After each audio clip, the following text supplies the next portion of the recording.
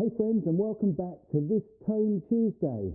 Well, I expect that intro might have given you some indication of what today's video is about, which is musicians, don't waste your most valuable asset, coming right up. Of course, what I am talking about is the musician's greatest asset of hearing.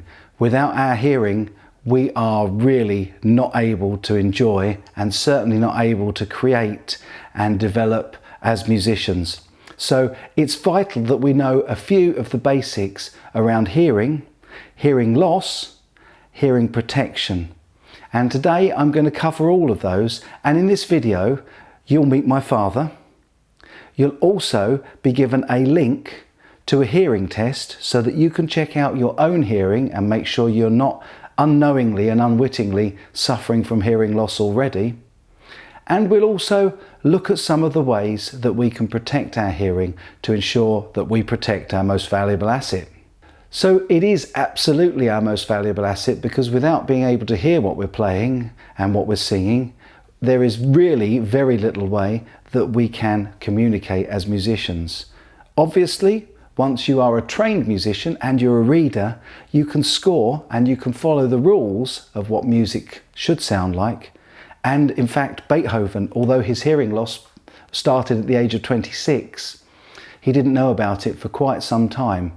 And in the end, he was still able to compose, even though he was entirely profoundly deaf. And that was only because he knew all of the rules of music. And although he could hear it or imagine it in his mind, he never actually heard his final symphonies and compositions, which is a real shame. There are three types of hearing loss. There is sensorineural, there is conductive hearing loss, and there is mixed hearing loss, which is a combination of the both.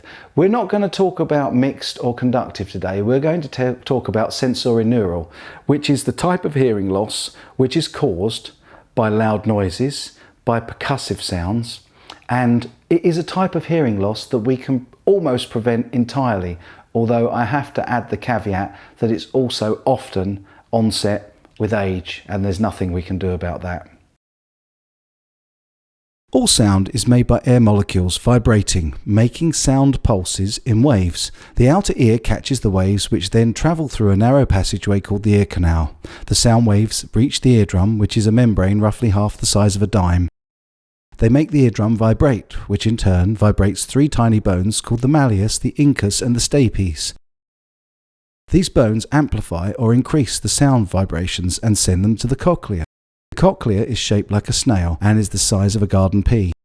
It's filled with fluid, and the sound vibrations make this fluid ripple, which creates waves. Hair-like structures called stereocilia sit on top of hair cells and are grouped together as hair cell bundles inside the cochlea. The hair cells inside the cochlea ride these waves and the hair bundles are moved. The hair bundle on top of the hair cells turns these movements into electrical signals. As the hair bundles are moved, ions rush up to the top of the hair cells, causing the release of chemicals at the bottom of the hair cells. The chemicals bind to the auditory nerve cells and create an electrical signal which travels along the auditory nerve to the brain. Different hair cells respond to different frequencies of sound. The hair cells at the base of the cochlea detect higher pitched sounds such as piccolo or flute. The hair cells towards the top of the spiral detect progressively lower pitched sounds such as trumpet or trombone. At the very top or apex of the spiral, the hair cells detect the lowest pitched sounds such as tuba. The auditory nerve carries the electrical signals to the brain, which interprets the messages as sounds that we recognize and understand. Hearing loss occurs when these hair cells are damaged or broken by very loud noises or sudden percussive sounds. All too often we take our hearing totally for granted, and yet it is profound the effect that it can have on us if we lose our hearing. I've downloaded a video and I'll link to the original in the description down below to give you an idea of what hearing loss can sound like.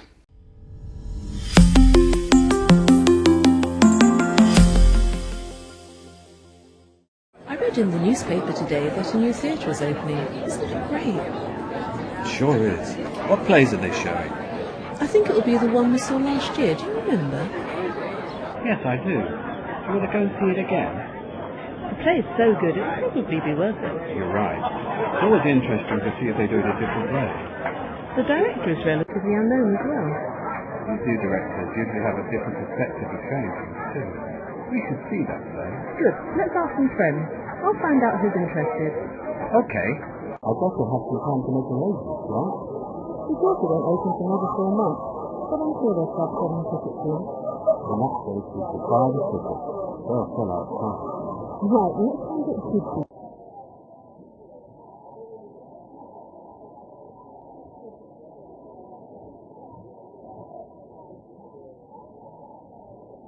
It's so easy to damage our hearing, and yet many of us don't even know the minimum action value at which our hearing can be damaged.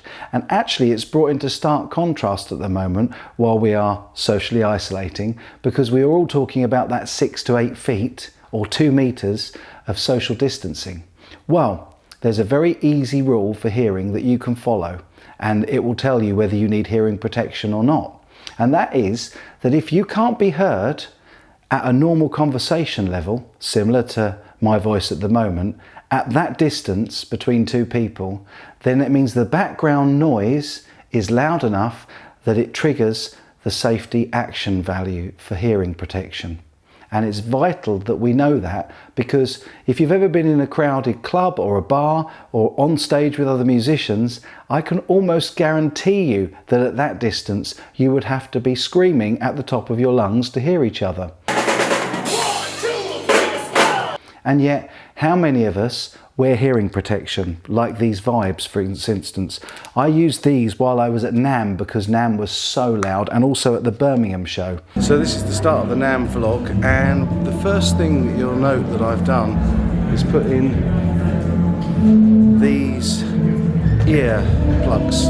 And they're really handy little things because they're tiny and you can hardly see them. And what's more, they're designed particularly with musicians in mind in order to let some of the higher frequencies that give us some of the articulation in sound to pass through, so you can hear quite well with them on. If you hit that action value where you're 2 meters apart from somebody else and you can't hear them, then you should be looking to reduce the impact on your hearing. So we now understand how hearing loss occurs and how hearing works and what we can do to prevent hearing loss. However, the effects of hearing loss are very often incredibly profound, and I'd like to share my personal experience with you today because my father, who's been in the construction industry for years with lots of noisy machinery around, has suffered very badly from degenerative sensorineural hearing loss, and it hasn't all been to do with age onset. A lot of it's been to do with his exposure levels. So I'm going to take you over now to an interview I did with my father a little while back before social distancing, and you'll get to know exactly how it has affected us as a family. So this is my dad, and I've come over... the bells! This is my dad, and I've come over to have a chat with him because he's had a hearing loss issue since his late 50s. I don't think you'll mind me saying that you're now 73. Yeah. And that you worked in the construction industry, and that there was quite a lot of exposure to high noise there, and that it had an effect, a profound effect on your hearing over a long period of time. Yeah, so I'm just going to ask a few questions today, really. So really, what's been the major impacts on your life of your hearing loss? Sorry, you don't have to answer it all again because I'll go to the other angle, yeah? The major impact is it's isolating. It isolates you because you can't interact with people properly, and you're trying to interpret what people are saying. You're guessing a lot of the time, and so therefore it gets very frustrating. Very frustrating, yeah. For you and for those that love you, and for your family. And you were saying a moment ago off camera as well, particularly with the grandchildren who have got higher pitched voices, and it's the high end that you lose first. Yeah, it is. Okay, well, you used to enjoy music, and when you were were a lot younger, you were a bass player in a band. And I remember you taking me to the market with Bruce when we were kids and buying me the Beatles' Red album, and we'd listen to a lot of music together. And how has the gradual decline in your hearing affected your enjoyment of music, and what does it sound to you like now? I can't hear. I've had very great difficulty understanding or accepting that the songs that and the tunes that I'm hearing. I don't hear the tunes in the same way. I can't hear it and distinguish what the song or the music is.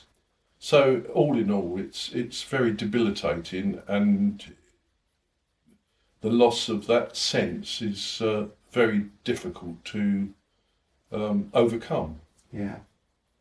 And then just finally, a lot of people don't realise that they are actually damaging their hearing until it's too late. So for those that maybe work in music industry, particularly given what my channel's all about, what would be your advice? I think it's fairly obvious what your advice might be, but what would you say to anybody that's out there that may be damaging their hearing?